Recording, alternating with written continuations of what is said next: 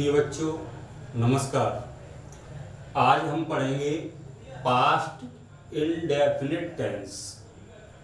Past indefinite tense पढ़ेंगे तो सबसे पहले हम ये देखेंगे कि पास्ट इंडेफिनिट टेंस की पहचान क्या है। पहचान तो वाक्य के आखिरी मिलती है, हम सभी जानते हैं। तो क्या है इसकी पहचान कि वाक्य के अंत में ता था, ती थी और ते थे, और इसके अलावा एक चीज और मिलेगी, या ई ए, मतलब गया, मैंने, उसने पढ़ाई की, वो बब्बे बाजार गए, आज शब्द आते हैं। क्या है, दो पहचान ध्यान रखना है आपको, ता था, ती थी, ते थे, अथवा खाया, पिया, लिया, दिया, इस तरह कहीं भी आता है तो वो हमारा कौन सा टेंस होगा, पास्ट इंडेफिनिट टेंस। इसमें आप कंफ्यूज नहीं हो जाते हैं बच्चे कि या है आएगा, जैसे राम बाजार गया है तो प्रेजेंट परफेक्ट टेंस होगा, और राम बाजार गया था तो पास्ट परफेक्ट होगा। अकेला यह लिखा है कि राम बाजार गया तो होगा पास्ट इंडेफिनिट टेंस। ठीक है। अफर्मेटिव को जब हम बनाते हैं, इंग्लिश में ट्रांसलेट करते हैं हिंदी से, तो बहुत सिंपल फॉर्मूला है कि सबसे पहले आपको सब्जेक्ट लिखना है, सब्जेक्ट के बाद में आपको वर्ब की सेकंड फॉर्म लिखना है यहाँ पे, उसके बाद आपको क्या लिखना है, ऑब्जेक्ट। देखिए हम इस सेंटेंस को इंग्लिश में बनाते ट्रांसलेट करते हैं कि वह स्कूल जाता था, तो सबसे पहले आपको क्या लिखना है, सब्जेक्ट। सब्जेक्ट क्या है आपका, वह का मीनिंग लिखेंगे तो ही लिख दिया। इसके बाद आप देखेंगे वर्ब की सेकंड फॉर्म लिखना है, तो ये आपका सब्जेक्ट है, ये आपकी वर्ब है, ये ऑब्जेक्ट है आपका। तो सबसे पहले अब इसके बाद देखेंगे कि जाता आपकी वर्ब है ना, जाता किस माने, गो की सेकंड फॉर्म क्या है, वेंट, गो, वेंट, गॉन। तो ही वेंट टू स्कूल, वह स्कूल जाता था या वह स्कूल गया, एक ही बात है। तो इसका इंग्लिश में क्या बनेगा, ही वेंट टू स्कूल। देखिए एक बार सब्जेक्ट लिखा, उसके बाद वर्ब की हमने गो की सेकंड फॉर्म थी वेंट, उसको लिखा, ऑब्जेक्ट लिखा टू स्कूल, ये आपका इंग्लिश में बन गया। इसके बाद इस चीज में, इसमें कोई भी परिवर्तन नहीं करना, केवल आपको चाहे सिंगुलर हो आपका सब्जेक्ट, प्लूरल हो, यही रूल्स आपके चलेगा। इसके बाद हम देखेंगे निगेटिव सेंटेंस। निगेटिव के लिए क्या करते हैं, निगेटिव के लिए फॉर्मूला होगा आपका सब्जेक्ट, ठीक है। इसके बाद डिड नॉट, चाहे सिंगुलर हो या प्लूरल, आपको डिड नॉट ही लिखना है। इसके बाद आपकी यहां वर्ब की फर्स्ट फॉर्म आ जाएगी, और प्लस ऑब्जेक्ट।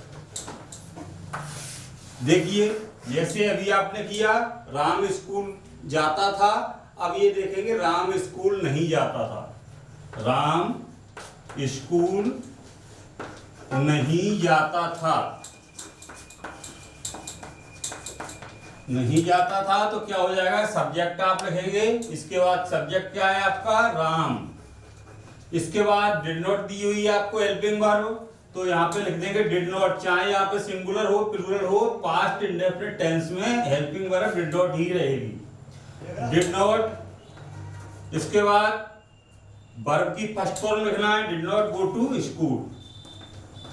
सिंपल है, आप एक बार अगर समझ लिया फिर आपको दिक्कत नहीं आएगी, ठीक है ना बच्चों। इसके बाद अगर ये आपका इंट्रोगेटिव होता है, प्रश्नवाचक वाक्य, तो सिर्फ आपको डिड पहले लिखना है। देखिए, क्या राम स्कूल जाता था, क्या राम स्कूल जाता था, क्वेश्चन मार्क लगाना आवश्यक है। तो आप डिड पहले लिख देंगे, did Ram go to school, did Ram go to school. एक बार और समझ लो कि इसकी पहचान क्या है पास्ट इंडेफिनिट की, ता था, ती थी, ते थे, अथवा या ई ए, ये वाक्य के आखिरी में आता है। और अफर्मेटिव में वर्ब की सेकंड फॉर्म लगाते हैं, और उसके बाद निगेटिव में डिड नॉट लगाते हैं, वर्ब की फर्स्ट फॉर्म लगाते हैं। इंट्रोगेटिव होता है तो डिड हम पहले लिखते हैं। ये आपका पास्ट इंडेफिनिट टेंस पूरा हो गया। इसके बाद हम पढ़ेंगे past continuous tense. Past continuous tense की पहचान देखिए, कंटीन्यूअस प्रेजेंट में क्या थी, रहा है, रही है, रहे हैं, इसमें होगी पास्ट में रहा था, रही थी, रहे थे। पास्ट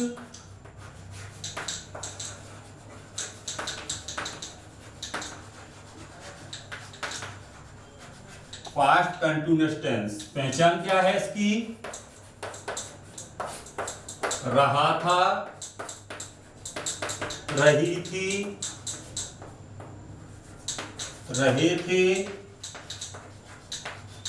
आदि शब्द आते हैं, आदि शब्द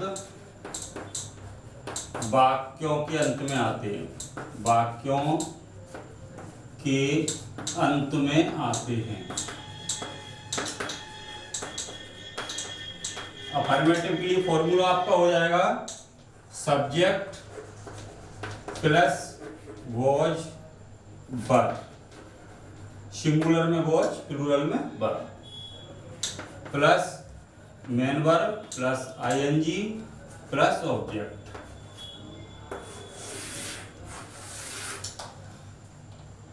देखिए,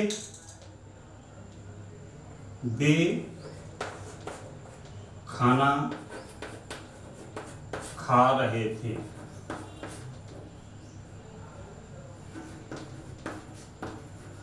ठीक, सब्जेक्ट लिखेंगे, सब्जेक्ट क्या है आपका, दे, ठीक है।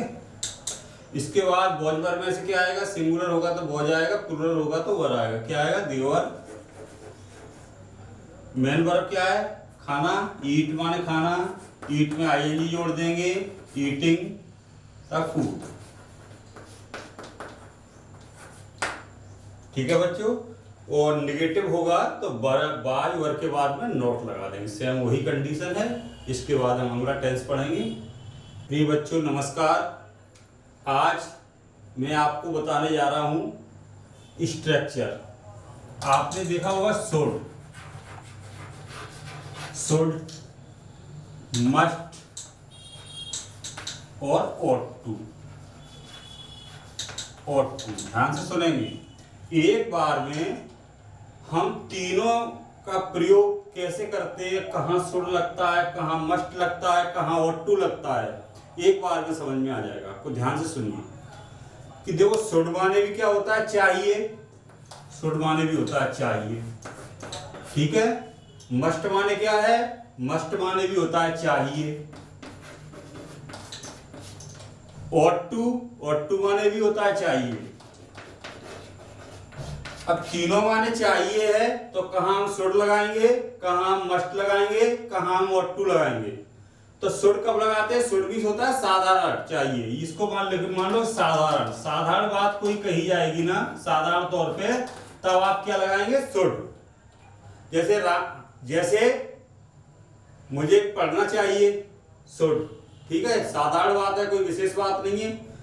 अब मस्ट क्या है, मस्ट होता है अत्यावश्यक, बहुत जरूरी जब होता है तो हम क्या लगाते हैं, मस्ट। अत्यावश्यक, अत्यावश्यक चाहिए होगा तो क्या लगाएंगे हम, मस्ट। और ought to कब लगाते हैं, नैतिक कर्तव्य की बात आती है आपकी, जैसे हमें माता पिता की आज्ञा माननी चाहिए, तो कर्तव्य की बात है ना, तो इसमें क्या लगाएंगे, ought to, नैतिक कर्तव्य के लिए, नैतिक कर्तव्य के लिए। अगर आपने समझ लिया तो तीनों को अलग से नहीं पढ़ना पड़ेगा, एक बार में ही समझ में आ जाएगा। देखिए,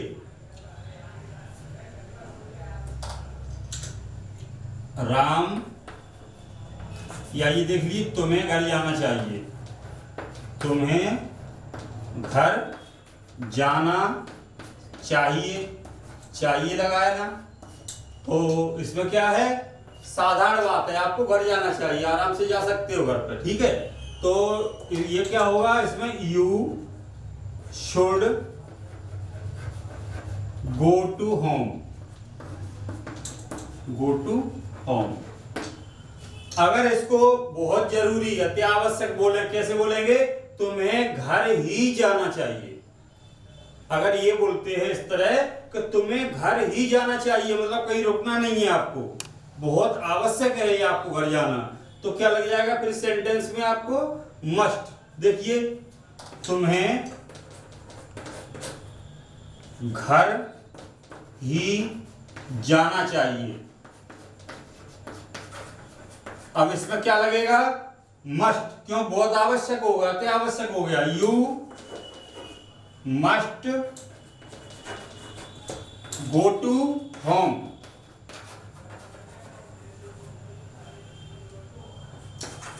ठीक है, शुड का भी हो गया, मस्ट का भी हो गया। अब अगले सेंटेंस ये देखते हैं, ought to। ought to का प्रयोग नैतिक कर्तव्य के लिए किया जाता है। जैसे तुम्हें बड़ों की आज्ञा मानना चाहिए, बड़ों की आज्ञा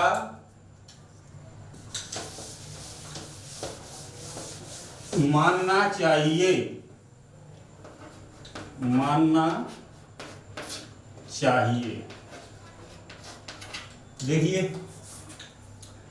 यू, अब देखिए, बड़ों की आज्ञा मानना आपका कर्तव्य है। हम छोटे हैं तो हमें बड़ों की आज्ञा मानना हमारा दायित्व बनता है, हमारा नैतिक कर्तव्य बनता है। अब इसमें बार सेंटेंस को पढ़ के आपको पता लग जाना चाहिए ये कर्तव्य की बात है। हम इसमें क्या लगाएंगे? ought to। You ought to obey the elders।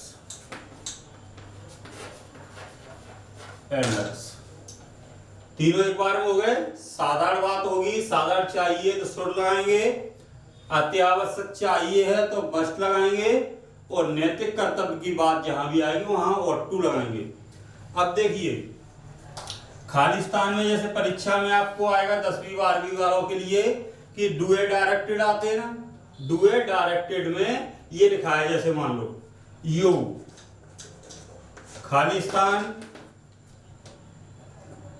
Obey the teachers elders.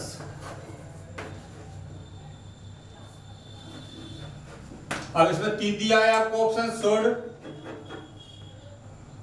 Must, ought to। ठीक है, क्या आएगा? आज्ञा की बात है तो मस्ट ought to आएगा। यू खालिस्तान गो टू होम, शुड है, साधारण बात है, शुड लगना। इस तरह आपको एग्जाम में पूछा जाएगा। तो देखिए, आज बच्चों आपके तीनों स्ट्रक्चर एक साथ पूरे हो गए।